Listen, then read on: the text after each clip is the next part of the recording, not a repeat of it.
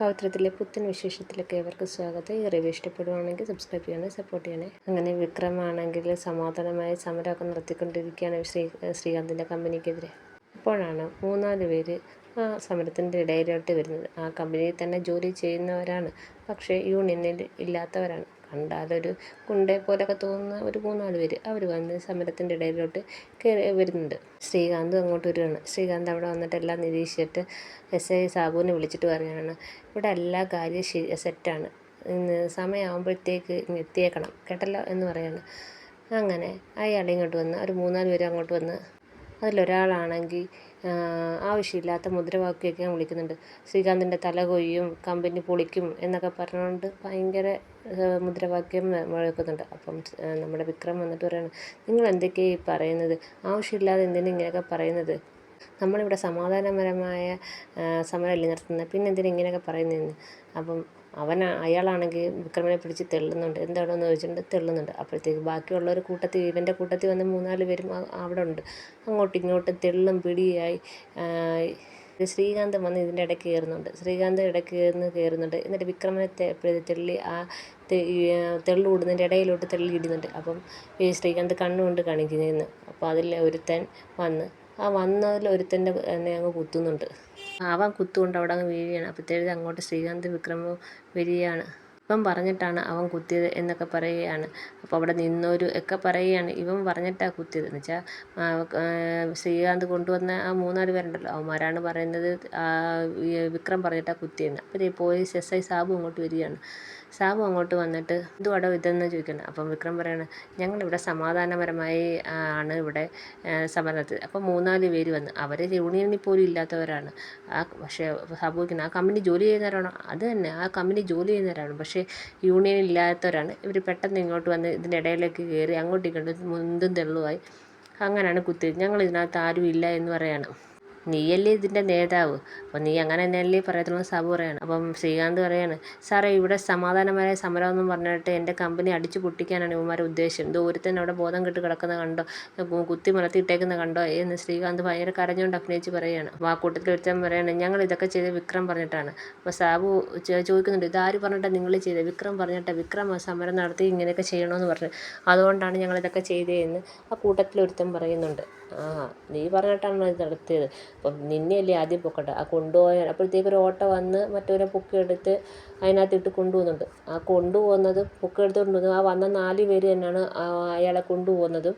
ആ 4 പേരിൽ ഒരാളെയാണ് കുത്തിയത്. അവർ 4 പേരും കൂടെ ആ ഓട്ടോയിൽ കയറി അയാളെ പൊക്കിയെടുത്ത് ഓട്ടോയിലിട്ടിട്ട് അവർ 4 പേരും കൂടെ പോവുകയും ചെയ്തിട്ടുണ്ട്. ആ കൊണ്ടുപോകുന്നതിന് എന്തെങ്കിലും സംഭവിച്ചാൽ നിൻ്റെ കാര്യത്തിലൊരു തീരുമാനമാകുമെന്ന് സാബു പറയാണ്. ഇനിയുള്ള കാര്യം നമുക്ക് പോലീസ് സ്റ്റേഷനിൽ ചെന്ന് സംസാരിക്കാം എന്ന് സാബു പറയാണ്. ഞാനെന്തിനാ സാറേ പോലീസ് സ്റ്റേഷനിൽ വരുന്നതിന്? ഞാനൊന്നും ചെയ്തില്ലല്ലോ, ഞങ്ങളിവിടെ സമരത്തിൽ സമാധാനപരമായി നടത്തിയത് ആണ്. അപ്പം SI പറയാണ്, അതൊക്കെ നീ പോലീസ് സ്റ്റേഷനിൽ ചെന്നിട്ട് ബാക്കി കാര്യം പറയാം, ഇവിടെ നിന്ന് കൂടുതൽ സംസാരിക്കണ്ട. നീ പറഞ്ഞിട്ടാണല്ലോ ഈ സമരം നടന്നത്, ഈ കുത്തുണ്ടായത്, അപ്പം നീ ഇതിനകത്ത് പ്രതിയാണ് എന്ന് പറഞ്ഞ് സാബു ആണെങ്കിൽ നമ്മുടെ വിക്രത്തെ പിടിച്ച് വലിച്ച് ജീപ്പിനകത്തിട്ട് കയറ്റാൻ നോക്കുമ്പോഴത്തേക്ക് ഒരു ഓട്ടോ നിൽക്കുകയാണ്. നോക്കുമ്പോൾ വേദയെ കണ്ടപ്പോഴേ ശ്രീകാന്തിൻ്റെ വെടി പോയി. നമ്മുടെ വിക്രത്തിൻ്റെ ആശ്വാസമാവും. എന്തിനാ സാറേ വിക്രത്തിനെ കൊണ്ടുപോകുന്നത്? ഇവനാണെങ്കിൽ ഇവിടെ സമാധാനപരമായ സമരമെന്നും പറഞ്ഞുകൊണ്ട് ഒരുത്തിനെ കുത്തി. ആര് കുത്തി? ഇവൻ്റെ കൂടെ ഉള്ളവന്മാർ. ഇവൻ പറഞ്ഞിട്ടാ കുത്തിയെന്ന് പറയാൻ. അപ്പം ആരാ പറഞ്ഞത്? അപ്പം സാബു ആണെങ്കിൽ അവിടെ നിന്ന് തൂക്കുന്നു. ആര് പറഞ്ഞിട്ടാ അവൻ കുത്തിയത്? ഈ വിക്രം പറഞ്ഞിട്ടാ കുത്തിയെന്ന് അതിലൊരാൾ പറയുന്നു. അപ്പം സാറേ, ഒരാൾ പറഞ്ഞെന്നും പറഞ്ഞുകൊണ്ട് അതൊരു തെളിവാകത്തില്ലല്ലോ. സാറിന് വിക്രത്തിനെ കൊണ്ടുപോകണമെങ്കിൽ അതിന് കൃത്യമായി തെളിവ് വേണം. അപ്പോൾ സാബു പറയാണ്, ആ കൊണ്ടുപോയവനെ കുത്തിയവനെ അല്ലേ കൊണ്ടുപോയത്, അതല്ലേ തെളിവ്. അതെന്ത് തെളിവാ സാറേ? സാബു പറയാണ്, ഞാൻ ഇവനെ എന്തായാലും കൊണ്ടുപോകും, പിന്നെ പോലീസ് സ്റ്റേഷനിൽ ചെന്നിട്ട് ബാക്കി കാര്യം പറഞ്ഞാൽ പോരെ എന്ന് ചോദിക്കുകയാണ്. അപ്പോൾ അതെങ്ങനെ സാറേ ശരിയാവുന്നതിന് വേദ ചോദിക്കുകയാണ്. അപ്പം വിക്രം പറയാണ്, ഞങ്ങളിവിടെ സമാധാനമായി സമരം നടത്തിക്കൊണ്ടിരുന്നതിന് അപ്പോൾ 3-4 പേര് വന്ന് അവർ പ്രശ്നം ഉണ്ടാക്കി, അവർ തന്നെ അതിലൊരാളെയാണ് കുത്തിയെന്ന് പറയുന്നത്. അപ്പോൾ അവിടെ നിന്ന് വേറെ ആളാണ് ആ ഓട്ടോയിൽ പോയതും അവർ 4 പേരുമാണ്, വേറെ ആരും പോയിട്ടില്ല എന്ന് പറയുന്നത്. അപ്പോൾ വേദ പറയുന്നത്, അത് കൊള്ളാം, അതെന്താ സാറേ നാടകമോ? 4 പേര് വരുന്നു, കുത്തുന്നു, ഓട്ടോ വരുന്നു, അതിനകത്ത് പോകുന്നു, അതെന്ത് നാടകം? ഇതിനകത്ത് ഇവരെന്ത് തെറ്റാ ചെയ്തത്? അപ്പം SI പറയണം, അത് എന്താണെന്ന് ഇപ്പം ബോധ്യപ്പെടുത്തില്ല, പോലീസ് സ്റ്റേഷനിൽ വന്നിട്ട് ബോധ്യപ്പെടുത്താം എന്ന് പറയണം. സാറ് വിക്രമിനെ കൊണ്ടുപോവുകയാണെങ്കിൽ ഞാനൊരു അഡ്വക്കേറ്റാണ്, ഇപ്പം തന്നെ വിക്രത്തെ ഞാൻ പുറത്തിറക്കും. മാത്രമല്ല ഇതിന് മുകളിലോട്ട് ഞാൻ കേസ് കൊടുക്കുകയും ചെയ്യും. സാർ എന്തടിസ്ഥാനത്തിലാണ് വിക്രത്തെ അറസ്റ്റ് ചെയ്തതെന്ന് എനിക്ക് അറിയുകയും വേണം. ഞാൻ മുകളിലുള്ളവർക്ക് കേസ് കൊടുക്കുകയും ചെയ്യുമെന്ന് വേദ പറയുകയാണ്. അപ്പോൾ വേദയുടെ ഈ പറച്ചിലൊക്കെ കേൾക്കുമ്പോഴത്തേക്ക് സാബുവിനും മിണ്ടാൻ പറ്റത്തില്ല. പിന്നെ ശ്രീകാന്തിൻ്റെ അടുത്തെന്ന് പറയുകയാണ്, ഇവർ സമാധാനപരമായി സമരം നടത്തുന്നത് അത് അവരുടെ അവകാശത്തിന് വേണ്ടിയാണ്. പിന്നെ ഈ കമ്പനിയിൽ എനിക്കൊരു അവകാശമുണ്ട്, ഞാൻ ഇതിനകത്തൊരു പാർട്ട്ണറാണ്, അത് മറന്നു പോകരുത്. ഞാനതങ്ങ് ഏറ്റെടുത്തിട്ട് ഞാനങ്ങ് തീരുമാനിക്കും അവരുടെ അവകാശങ്ങൾ കൊടുക്കാമെന്ന്. അന്നേരം ആർക്കും എന്നെ ചോദ്യം ചെയ്യാൻ പറ്റത്തില്ല. അതുകൊണ്ട് തന്നെ അവരവിടെ സമാധാനമായി സമരം നടത്തിക്കോട്ടെ. ഇനിയും സമരം നടത്തും, അവർക്ക് കിട്ടേണ്ട അവകാശം കിട്ടുന്നവരെ വരെ സമരം നടത്തും. അതുകൊണ്ട് ആരും പേടിപ്പിക്കണ്ട എന്നും പറഞ്ഞ് നമ്മുടെ ശ്രീകാന്തിനെ നോക്കി പറഞ്ഞിട്ട് വേദ പറയാം, സാറിന് വേണമെങ്കിൽ വിക്രത്തെ കൊണ്ടുപോകും, ഞാനിപ്പം തന്നെ ജാമ്യം എടുക്കും, എന്താണെന്ന് വെച്ചാൽ ചെയ്തോ, പക്ഷേ ഞാൻ പിന്നെ ഒരു കേസും കൂടെ ഞാൻ കൊടുക്കും, അത് ഓർമ്മ വേണമെന്ന് വേദ പറയാണ്. എന്നും പറഞ്ഞ് വേദ അങ്ങ് പോവുകയാണ്. വിക്രമാണെങ്കിൽ ശ്രീകാന്തിനെ നോക്കി ഒരു പുച്ഛ ചിരിയൊക്കെ ചിരിക്കുന്നുണ്ട്. പിന്നെ കാണിക്കുന്നത് നമ്മുടെ നന്ദിനിയാണെങ്കിൽ രാത്രിയാണെങ്കിൽ ഉറങ്ങാൻ വിശപ്പ് പറഞ്ഞാൽ സഹിക്കാൻ വയ്യ. നന്ദിനിയാണെങ്കിൽ അങ്ങോട്ടും ഇങ്ങോട്ടൊക്കെ അങ്ങ് എന്ത് ചെയ്യണമെന്ന് പറഞ്ഞിരിക്കുകയാണ്. അങ്ങനെ ഒളിച്ചും പാത്തുകൊണ്ട് അടുക്കള വരും. അടുക്കള വന്ന് നോക്കുമ്പോൾ കുറച്ച് അവൽ മാത്രം ഇരിക്കുന്നു. അവലെടുത്ത് തിന്നാൻ വായി ഇട്ടപ്പോഴത്തേക്ക് എന്തോ നിൽക്കുന്നു വേദയുടെ മുന്നിൽ പെട്ട്. വേദ പറയുന്നു, വ്രതം എടുത്ത ആൾ കട്ട് തിന്നുന്നോ എന്ന് ചോദിക്കുകയാണ്. അപ്പം എപ്പോൾ എന്ന് പറഞ്ഞ് നന്ദിനിയാണെങ്കിൽ വേദ വഴക്ക് പറയുന്നുണ്ട്. അപ്പം നന്ദിനി ഏട്ടത്തി, വ്രതം എടുക്കാൻ പറ്റത്തില്ലെങ്കിൽ പിന്നെ എന്തിനാണ് വ്രതം എടുക്കാൻ നിന്നത്?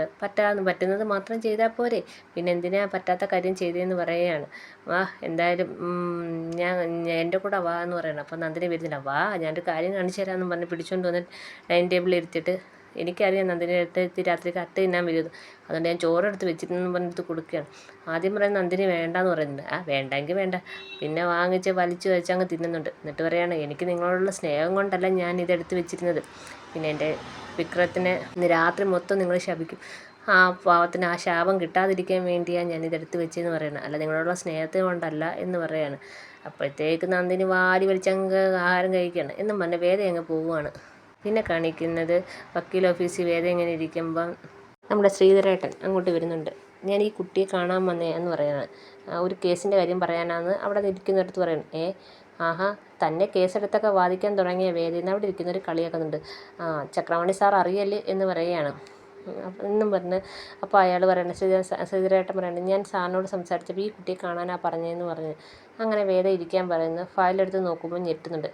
അപ്പം ഇത് സാറ് എന്താ പറഞ്ഞത്, സാറിനെ കാണിച്ചോ എന്ന് ചോദിക്കുകയാണ്. അപ്പം ശ്രീധരേട്ടൻ പറയണം, കാണിച്ചു, അപ്പം കുട്ടിയെ ഏൽപ്പിക്കാൻ പറഞ്ഞു എന്ന് പറഞ്ഞു. ഞാൻ സാറിനോട് സംസാരിച്ചിട്ട് വരട്ടെ എന്ന് പറഞ്ഞിട്ട് ആ ഫയലുമായിട്ട് നേരെ ചക്രവാണി സാറിനെ കാണാൻ പോവുകയാണ്.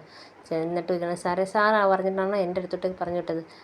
നമ്മളാണെങ്കിൽ ശ്രീകാര്യ ശ്രീനിവാസിൻ്റെ കേസുകളെല്ലാം ചെയ്യുന്നത് നമ്മളല്ലേ, അതിനെതിരായിട്ടല്ലേ ശ്രീധരേട്ടൻ വന്നേക്കുന്നത്, നമ്മളപ്പോൾ ആ കേസ് എടുക്കാൻ പാടുണ്ടോ എന്ന് ചോദിക്കുകയാണ്.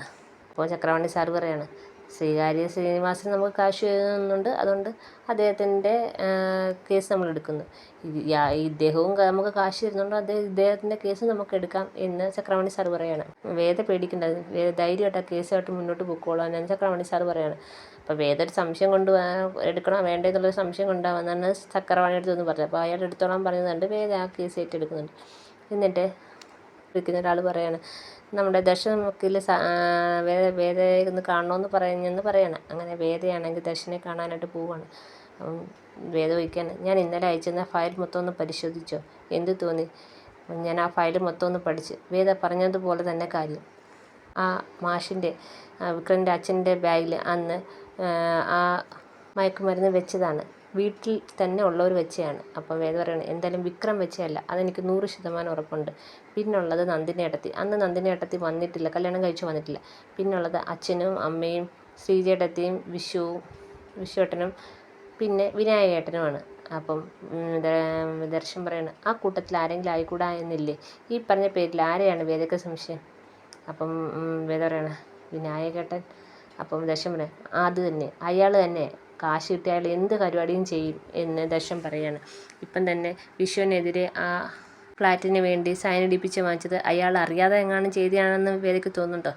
അപ്പം വേദ പറയണം, ഒരിക്കലുമല്ല, അത് വിനായകേട്ടൻ അറിഞ്ഞുകൊണ്ട് തന്നെ ചെയ്തതാണെന്ന് എനിക്കറിയാം. അപ്പം ദശ, നമ്മൾ ബാക്കിലോട്ടുള്ള കഥയിലേക്ക് പോകേണ്ട വരുമല്ലോ, പഴയകാല കഥകൾ അറിയണമല്ലോ എന്ന് പറയണം. അപ്പം ദശ പറയണം, അത് തന്നെ, പഴയകാല കഥകൾ അറിഞ്ഞാലേ നമുക്ക് ഇനി മുന്നോട്ട് പോകാൻ പറ്റത്തുള്ളൂ എന്ന് പറയണം. അപ്പം ഞാൻ ഇനി അതിൻ്റെ പുറകെ പോകാൻ പോവുക ദശ എന്ന് പറയുന്നത്. ഇതൊക്കെയാണ് ഇന്നത്തെ വിശേഷം. എല്ലാവർക്കും ഇഷ്ടപ്പെട്ടെങ്കിൽ സബ്സ്ക്രൈബ് ചെയ്യണേ, സപ്പോർട്ട് ചെയ്യണേ.